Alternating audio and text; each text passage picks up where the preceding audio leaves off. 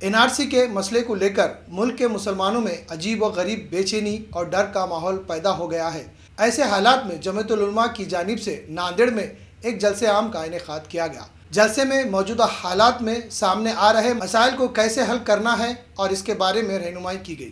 جمعیت العلماء محمود مدنی کی جانب سے منعقدہ جلسے میں جمعیت کے ریاستی تنظیمی سیکریٹری مفتی حذیفہ قاسمی اور ماہر قانون ایڈوکیٹ تحور خان پٹھان کو بطور خاص مدعو کیا گیا۔ ان دونوں مقررین نے اپنے خطاب میں ملک کے موجودہ حالات کے تناظر میں کئی اہم باتیں بتائی، خاص طور پر NRC کے مسئلے کو لے کر ملک کے مسلمانوں میں پائی جانے والی بے چینی اور ڈر کے ماحول پر تشویش ظاہر کی اور اس سلسلے میں سوشل میڈیا پر پھیلائی جا رہی باتوں کو بے بنیاد قرار دیا۔ مجھے یہ لگتا ہے جس طریقے سے موب لنچنگ کی گھٹناؤں کو بڑا چڑھا کر بے شرمانہ طریقے سے پیش کیا جا رہا ہے تاکہ ان کی ذہنیت پہ اس کا اثر پڑے، اسی طریقے سے NRC کا بھی کچھ ویسا ہی فنڈا ہے۔ NRC جو موجودہ حالات میں اس شکل میں لانا ناممکن ہے ریسٹ آف دا انڈیا کے لیے۔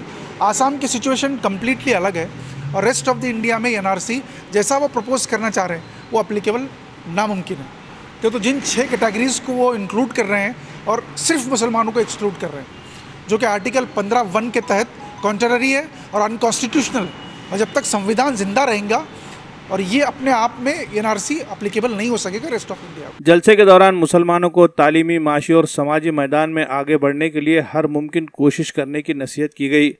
مسلم معاشرے میں پائی جانے والی برائیوں کو ختم کرنے اور باہمی اتحاد پیدا کرنے کو وقت کی اہم ضرورت بتایا گیا۔ مولانا حذیفہ قاسمی نے فرقہ پرست جماعتوں کی جانب سے کیے جا رہے تشدد پر تشویش کا اظہار کیا اور اس سلسلے میں حکومت کے رول پر سوالات کھڑے کیے۔ ان حالات نے ہم کو لا کر یہاں چند گندے انڈے ہیں فرقہ پرستی کے نام پر، اس کو کوئی ہندوستان نہ کہے۔ ہندوستان کی آبادی کا 80% حصہ آج بھی امن پسند ہے، آج بھی امن چاہتا ہے، آج بھی اتحاد چاہتا ہے۔ یہ چند گندے انڈے ہیں اور یہ بہت دنوں چلنے والی چیز نہیں ہے۔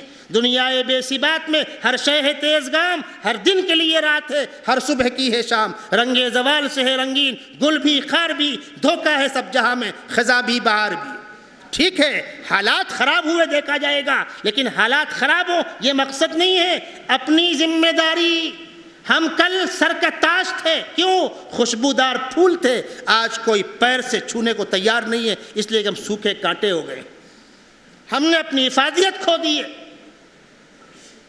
کسی نے کہا جب سر میں ہوائے طاعت تھی، سر سب شجر امید کا تھا، جب سر سر عصیاں چلنے لگی، اس پیڑ نے پھلنا چھوڑ دیا۔ اللہ کی راہیں اب بھی ہے کھلی، آثار و نشاں سب قائم ہیں، اللہ کے بندوں نے مگر اس راہ پہ چلنا چھوڑ دیا۔ جلسے کے دوران NRC سے متعلق لوگوں کے ذہنوں میں پائے جانے والے خدشات اور اندیشوں کے بارے میں پوچھے گئے سوالات کے جوابات بھی دیے گئے۔ اسی طرح تعلیمی اور سماجی میدان میں نمایاں خدمات انجام دینے والے منتخب شخصیات کو اعزاز سے بھی نوازا گیا۔ جلسے کے دوران شہر کے معروف قانونداں ایڈوکیٹ قطب الدین قاضی، جو کہ طالب علمی کے دور میں ایڈوکیٹ تحور خان پٹھان کے استاد رہ چکے ہیں، انہوں نے اپنی تحریر کردہ کتاب کلیکٹیو وائلنسز اس کتاب کو ایڈوکیٹ تحور خان پٹھان کی خدمت میں پیش کیا۔